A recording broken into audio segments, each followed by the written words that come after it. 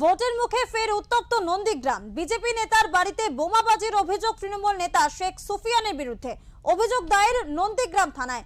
ভোটের দিনক্ষণ যতই এগিয়ে আসছে ততই বাড়ছে উত্তেজনা। হাই ভোল্টেজ নন্দীগ্রামে। শুক্রবার নন্দীগ্রামের দাউদপুর গ্রাম পঞ্চায়েত এলাকায় বাসিন্দা বিজেপির সংখ্যালঘু সেলের সাধারণ সম্পাদক আব্বাস বেগ নন্দীগ্রাম থানায় অভিযোগ দায়ের করেছেন নন্দীগ্রামের তৃণমূল নেতা শেখ সুফিয়ানের বিরুদ্ধে। আব্বাস বেগের অভিযোগ রয়েছে, গত 15 এপ্রিল নন্দীগ্রামের দাউদপুর গ্রাম পঞ্চায়েত এলাকায় নয়নানে পবিত্র করের সমর্থনে একটি পথসভা থেকে শেখ সুফিয়ান তাকে উদ্দেশ্য করে নির্বাচনী প্রচার ভাষণে গালিগালাজ করেছে এবং হুমকি পর্যন্ত দিয়েছে। নন্দীগ্রাম থানায় তিনি অভিযোগ জানানোর পরে গতকাল অর্থাৎ 16 এপ্রিল রাতে তার বাড়িতে বোমাবাজি করা হয়েছে বলে অভিযোগ।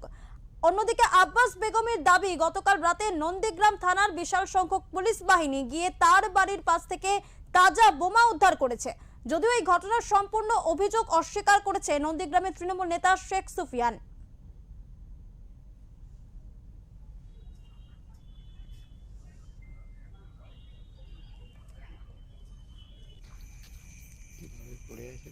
কথা বলি, আব্বাস বেগ একটা চোর। হচ্ছে পঞ্চায়েতের মোরগ বাচ্চা চুরি করেছে, ছাগল বাচ্চা চুরি করেছে, হাঁস বাচ্চা চুরি করেছে, পঞ্চায়েতের টাকা চুরি করছে। একটা চোর। ওই সামান্য চোরের নাম ধরে আমাকে বক্তব্য রাখতে হবে, এই ইতিহাস পাতায় আমি শিখিনি। ও হচ্ছে কুকুরের ল্যাজ, ও কখনো সজা হয় না। স্বাভাবিকভাবে ওই মেরি কুকুর আর ওই নর্দমা কীটের নাম ধরে আমি বক্তব্য রাখি না। আমি অত অধঃপতন হয়ে যায়নি আমার যে ওই নোংরার নাম ধরে আমাকে বক্তব্য রাখতে হবে। তবে মিথ্যা মামলা ছাড়া বিজেপির আর কোনো রাস্তা নেই, কারণ ভোটে হেরে গেছে। ওরা জেমে ওই মিথ্যা মামলাগুলো শুরু করছে। ওর বাপের বেটা হয়, না হলে জারদ সন্তান আমার ভিডিও ফুটেজটা থানায় প্লেস করুক যে আমি ওর নাম ধরে বক্তব্য রেখেছি। আমি শেখ সুফিয়ান।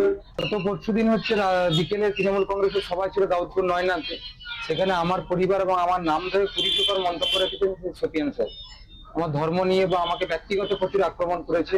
আমি প্রচারে বেরোলে আক্রমণ করবে, তো সেই নিরাপত্তার অভাব বোধ করে আমি হচ্ছে নন্দীগ্রাম থানায় এফআইআর দায়ের করেছি গতকাল রাত। কিন্তু সেই এফআইআর দায়েরের পরে দেখা গেল যে রাত 1টার পরে আমি যে রুমে ঘুরে সেই রুমের দরজাতে বোমা মেরেছে। সেই বোমার বিস্ফোরণ হয়ে গোটা বাড়িতে আমার অর্ধেক বাড়ি আগুন লেগেছে। দুটো তাজা বোমা ফেলে দিয়ে দৌড়ে পালিয়ে গেছে। দুটো বোমা রোডের উপরে পড়েছিল। নন্দীগ্রাম থানার আইসির নেতৃত্বে বম্ব স্কোয়াড যে বোমা উদ্ধার করেছে। জমি হারিয়ে ফেলেছে, ওদের কাছে অস্তিত্ব নেই। এই জমি হারিয়ে ফেলার ভয়ে ওরা আতঙ্কিত।